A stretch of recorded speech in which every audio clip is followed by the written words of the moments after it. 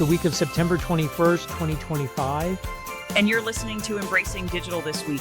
Welcome, I'm Dr. Darren. And I'm Paige Pulsifer. Today we're diving into cybersecurity, edge computing, and artificial intelligence.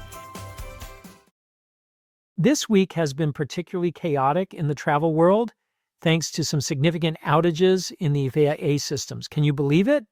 Flights were grounded, and travelers were left stranded across the country. Oh, I know. You were almost stranded in DC. Well, almost. It's a good thing you made it back, right? But seriously, Dallas and other major airports reported widespread disruptions. I wonder how they kept everyone calm. Right? And this situation really brings to light the vulnerabilities in our travel infrastructure. It's like we're flirting dangerously with digital systems without a proper safety net. Exactly. And it makes you wonder about the push for stronger cybersecurity measures. I mean, if we can't trust the system to get us from A to B, what can we rely on? That urgency is echoed across organizations too. In fact, many are allocating about 40% of their security budgets towards AI-driven defenses. They're realizing that they need those tech-savvy solutions now more than ever. Speaking of urgent needs, did you hear about that breach at the Jaguar Land Rover factory? Just goes to show that no one is immune to these attacks. Absolutely. With threats like this, investing in advanced cybersecurity tools is no longer optional. It's essential for safeguarding our data.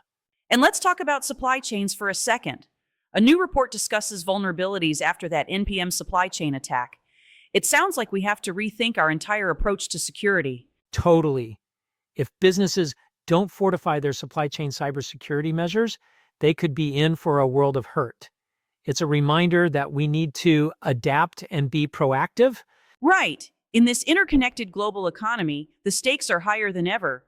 It's like a tangled web of dependency, and if one thread snaps, who knows what can happen? Exactly. And with rising cyber threats, ensuring continuity and resilience is key. We need to stay on top of these developments if we want to keep things running smoothly.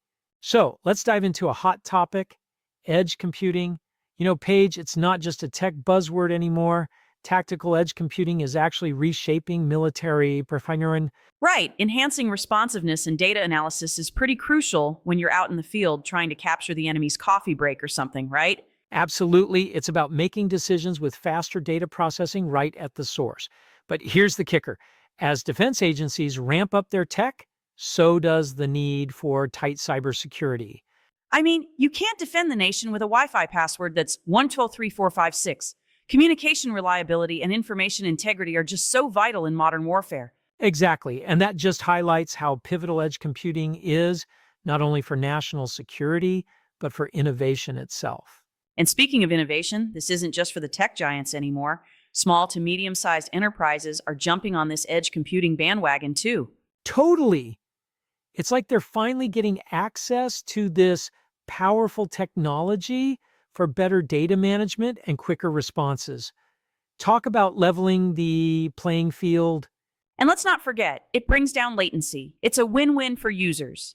Businesses are really leveraging these innovations to stay competitive. Correct. And we're actually seeing significant growth in the decentralized edge cloud market across the US. It's a sign that organizations are recognizing the benefits of decentralization. You mean businesses are finally moving past those slow, archaic systems? About time. This shift is leading to improved performance, and check this out, reduced costs too. Right? It signifies a move towards agile and responsive digital ecosystems, which is critical for future technological advancement. Exactly. There's nothing like embracing the latest tech waves to stay ahead. Who knows what edge computing will bring us next? All right, Paige, let's dive into the tech highlight of the week. Have you heard about Meta's new AI glasses? They're definitely a hot topic among investors right now. Oh, I've seen the buzz. But what's the deal with them? I mean, are these glasses going to be the next big thing, or are they just a fancy accessory for tech lovers? Well, that's the catch. There are some major hurdles. Usability, pricing, and privacy issues are all things that could slow down the hype train. And you know how I feel about privacy. It's kind of a big deal. Absolutely. Without trust, no one's going to wear those glasses. It's like asking someone to leave the house with a door wide open. Exactly. It really puts the spotlight on consumer acceptance and ethics in tech. Speaking of which, Did you catch the news about Google DeepMind making strides in AI? They're enhancing problem-solving skills rapidly. Oh, I did. And it's so impressive. This could really shake things up for industries like healthcare and finance, don't you think? Like fast track solutions on a whole new level. Totally. With their advancements, it means organizations have to evolve quickly to keep pace. If they don't, they'll risk being left behind, kind of like that time I tried to catch up with you at the grocery store. Ha, classic. But moving on, AI isn't just about data crunching. It's reshaping how we understand language and communication too, right? Exactly. Emerging theories suggest AI is getting better at grasping nuances in language, which is a game changer for digital communication strategies.